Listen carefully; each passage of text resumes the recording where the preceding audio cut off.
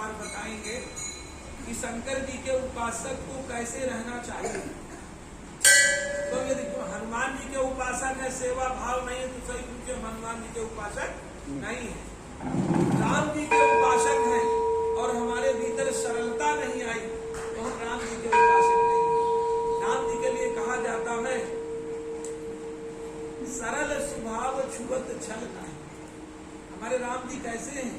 उन्हें इतना सरल स्वभाव है कि छल छू भी नहीं सकता। इसी तरह भगवान शंकर के जो उपासक बने हैं, तो हम दो बातों से अपनी बात को आपको बताने का प्रयास करेंगे। प्रथम, भगवान शंकर के उपासक का एक चीज ध्यान देना चाहिए। एक बार दक्ष प्रजापति घमंड में आकर के और ब्रह्मा की सभा में भगवान शंकर अपने आनंद में बैठे थे।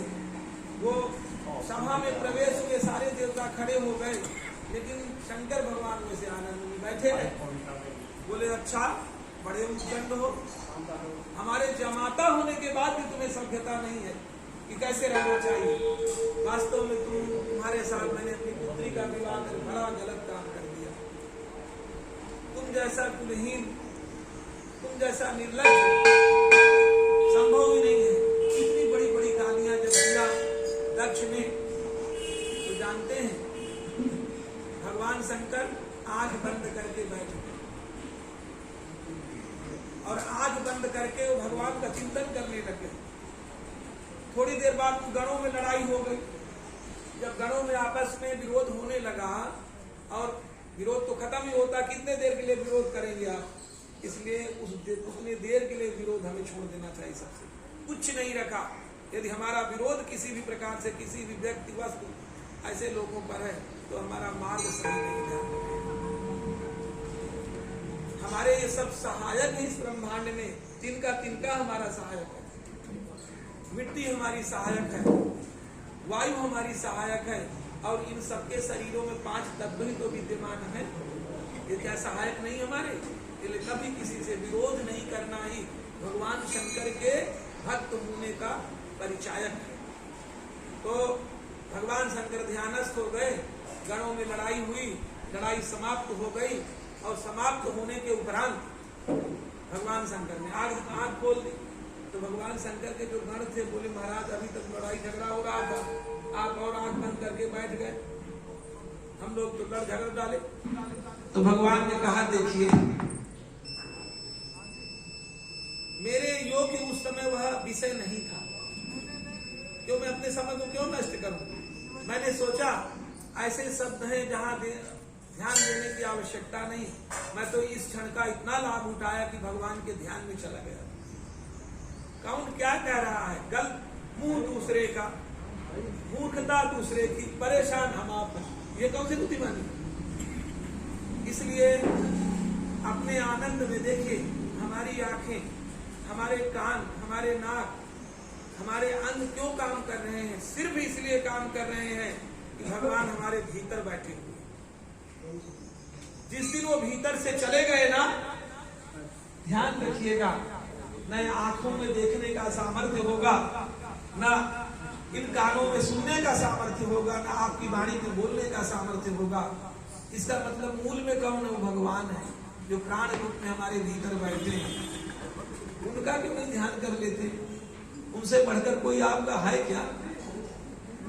इसलिए जब भी कोई ऐसी अनर्गल बात सुनाई दे, ऐसी बात जिसका कोई लाभ न उस व्यक्ति को जो कह रहा है, न हमको कोई इससे लाभ है, न समाज से उस शब्द का लाभ है, उसको क्या करना चाहिए? त्याग देना चाहिए। यही के लिए सबसे बड़ा त्यागी, त्यागात् शान्तिरनंतरम, गीता जी कहती है, त्याग के उपरांत ही व्यक्ति को शांति मिलती है। बिना त्यागे किसी को कुछ शांति नहीं मिलती। तो त्याग क्या है?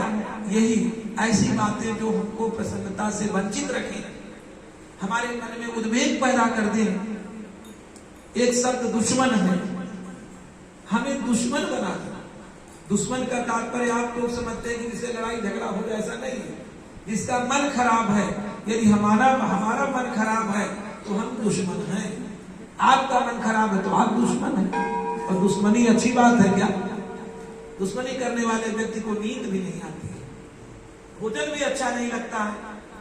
सही पूछे उसके जीवन जीने का जो वो भगवान ने अमूल्य समय दिया है उसको वो केवल नष्ट करता है। तो यही ध्यान रखना भगवान शंकर से सीखे। जो नहीं चाहिए वो नहीं ग्रहण करते। जिस समय सभी देवता ब्रह्मा जी को लेकर के रावण के अनुयायियों के द्वारा कष्ट प्राप्त करके और दुखित होकर के इतस्ततः भ्रमण कर रहे थे, उस समय भगवान शंकर ने कहा देखो भाई भगवान कहाँ है, भगवान कहाँ है। तो भगवान बड़े सामान्य रूप में बोले भगवान कहाँ नहीं है, वो तो आपका चिंतन दृढ़ नहीं है इसलिए भगवान नहीं। ऐसा कोई स्थान ही नहीं है जहां की भगवान नहीं है,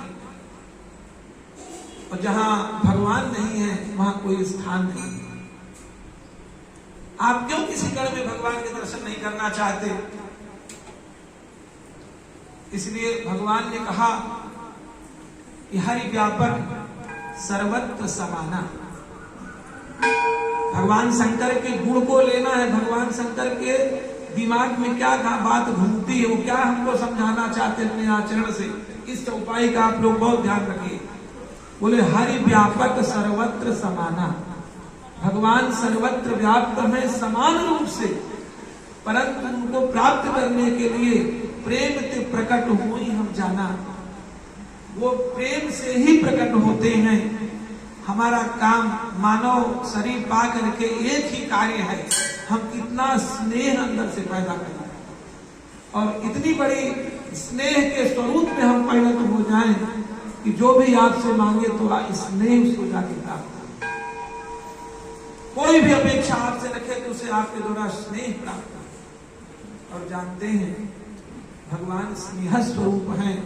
जो ही स्नेह की स्थिति अंतिम चरण में पहुंचेगी आप भगवान के सारूप हो जाएंगे, भगवान ही हो जाएंगे। ये सामर्थ्य मानव शरीर को है और भगवान शंकर से बढ़कर उसका कोई उदाहरण नहीं है। वो सभी जगह भगवान के दर्शन करते हैं।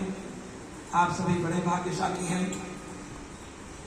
शिव पुराण का कथन श्रवण करेंगे और जीवन का लक्ष्य भी यही हम सबका होना चाहिए।